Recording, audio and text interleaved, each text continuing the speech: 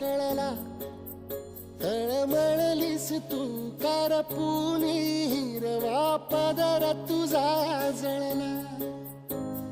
छळ केला पिढी जात तुझा ग उखडून वनराई अपराध किती झाले पण आता शरण